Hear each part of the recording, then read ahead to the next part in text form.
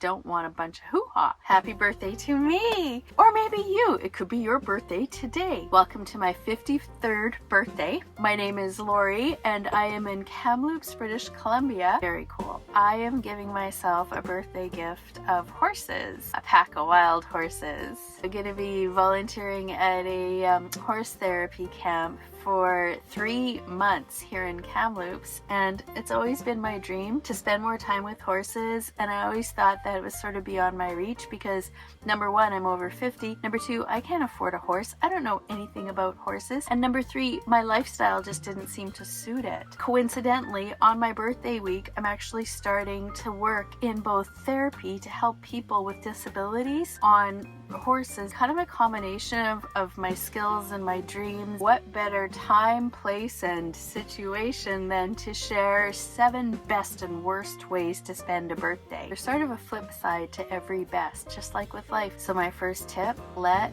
people pick up your poop. I mean this both literally and figuratively. When I walk my dogs, I pick up the dog poop in a bag. I hate throwing away a bag with 1 or 2 little poops in it, especially because I have a tiny dog and her poops are Tootsie Rolls. It just seems like such a waste. So I tend to hold the bag for a while, for sometimes a couple of days, and pick up poop that I see. If I'm walking with a friend, or even if I see someone whose dog poops, I'll say, can I pick up your poop for you? Because my bag is only like 10% or even 50% full, and I want to fill it up before I throw it away. People do not like accepting my offer of picking up their dog's poop. And I tell them, you know what, you're doing me a favor. Otherwise, I'm gonna be carrying around this bag for a week. Please let me pick up your poop. I mean this in all seriousness. It's really hard for many of us to accept help from other people, especially when it seems like something gross, like picking up our dog's poop or even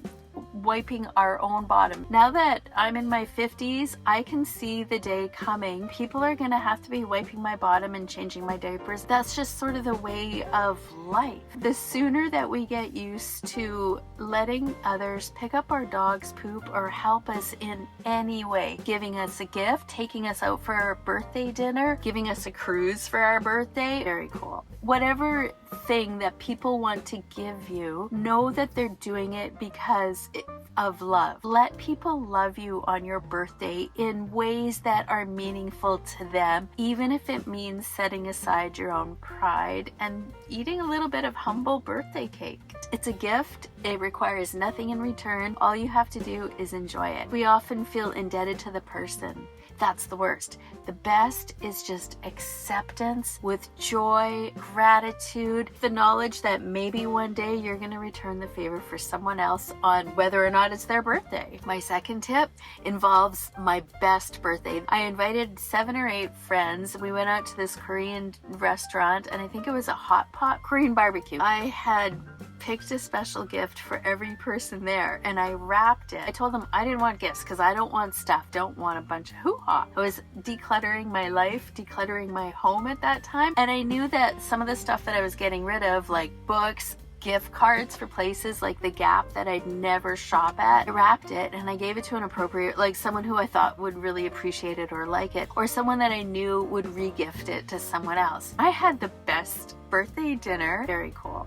Watching people open up gifts that I gave them. That actually ties into my first tip, receiving. Why am I receiving a gift from Laurie and it's her birthday? And this is really weird. I told them you can do whatever you want with it. You can re-gift it, do a white elephant right now. You could trade with someone if you'd rather have their gift card. The worst part of that is that sometimes people can't just accept and enjoy. The second worst part of that is that you never know how it's going to turn out. So if you go into any sort of birthday or life experience and you have the expectation that this is going to be so much fun, having an expectation that it should go a certain way is one of the worst parts about planning anything. Birthday, trip, relationship, job, career, anything. Try to have no expectations.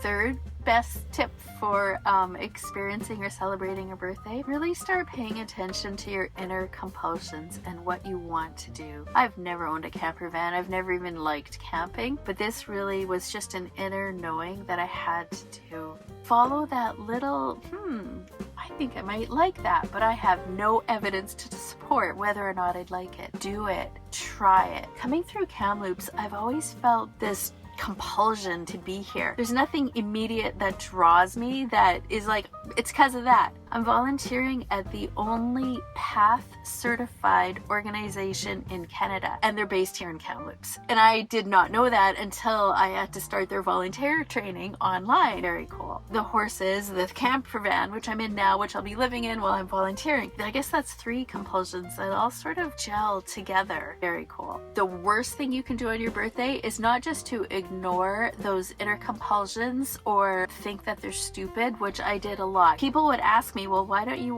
want to do that? If you bring that home, where are you going to put it? Where does it going to go? I don't have any reason. Don't know where I'm going to put it. I don't know how it's going to work out. I don't want a bunch of hoo-ha. I just know that this thing is for me. The worst thing that I found myself doing, thinking, oh yeah, it's stupid, then I better not listen to myself because I can't explain it. The second worst thing you could do is when you do follow your inner compulsion and you expect it to go perfectly, smoothly, or easily. If you think that following your dream, gut instinct, inner knowing, God's voice, the universe, if you think it's going to be easy and sweet and that everyone's going to support and love you for it, you're setting yourself up for a disaster. It was hard and it was so worth it. Very cool. The 4th gift or best thing you can do on your birthday, be honest with yourself. For 7 years now or more, I just haven't wanted to write. I just don't want to blog, and I loved blogging. They're my sole income right now. I maintain them to make sure that I keep earning money. It was very,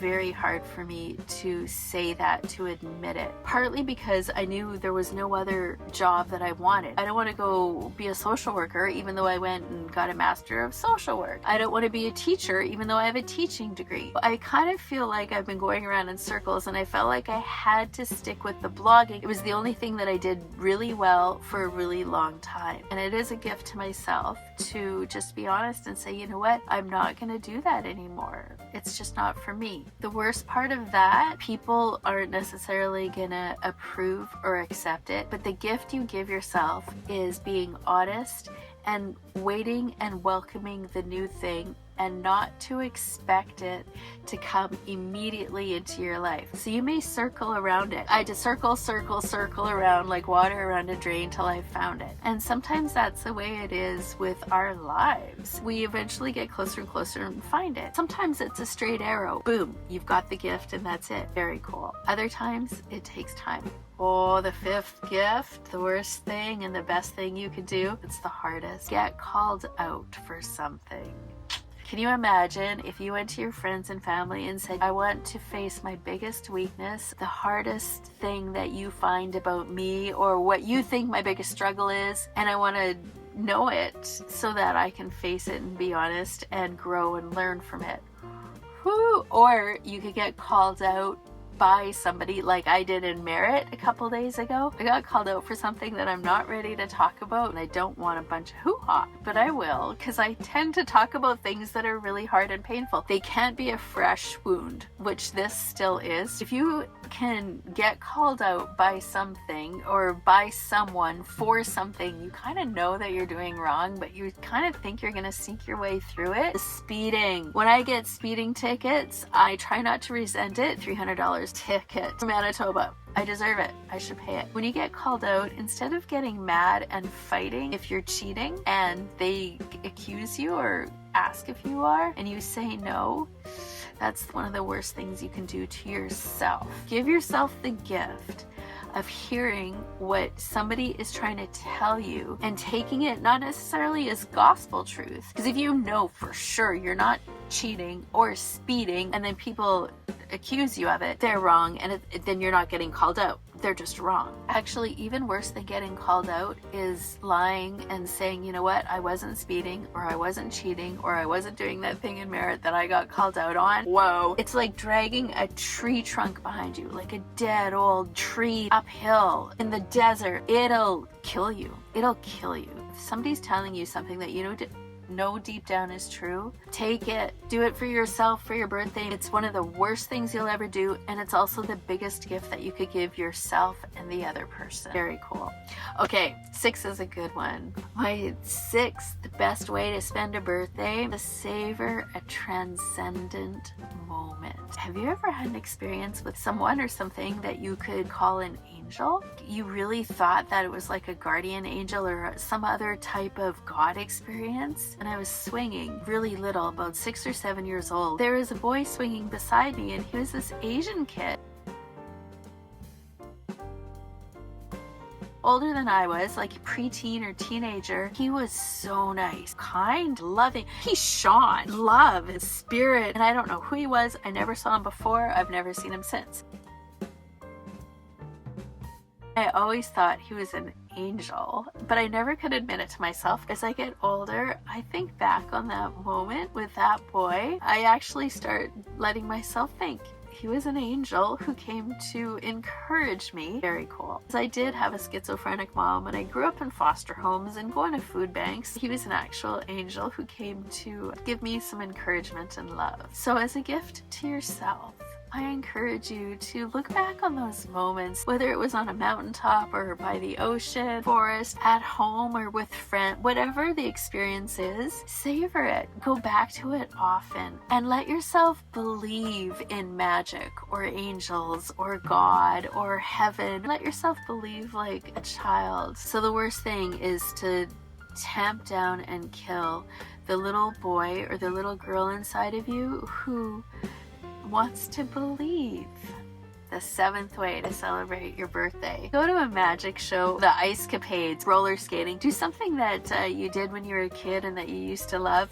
Even if you don't think you can do it anymore, try and be around it in some way or treat someone to that experience. Cirque du Soleil, racetrack, rent a Porsche or a Fiat or something for the day. And the worst thing you can do with that birthday gift, brush it off as something that's for kids. I don't want to go to the petting zoo. I'm a grown-up. I'm 62 and I can barely bend down to feed the chicken. You've always wanted to pick up a chicken. Really hard to catch, I know. Don't tamp down those desires, because the worst thing you can do is give in to that cynical, older beep. The world is so beautiful. The world is a gift, and every day that we wake up, very cool, is a birthday just because we wake up and we're alive. If you want to share your best or worst birthday tips or advice or experiences with me, in the comments below, take good care of yourself, because you are worth taking good care of Take good care of yourself, because you are worth taking good care of. Now, watch what happens when I climb over to get out of my little bed that I'm in. Oh, here we are. Not much of a view this way. This is why I didn't want to give you this view. It's just houses. Nothing wrong with houses, though. We need houses, don't we? Oh yeah, there's my little bed. And then there's the better... Oh, see? Look at that. Hello, Kamloops. That leads to Merritt, where I'm bound from. Haha, just kidding. Very cool. I don't want a bunch of hoo-ha.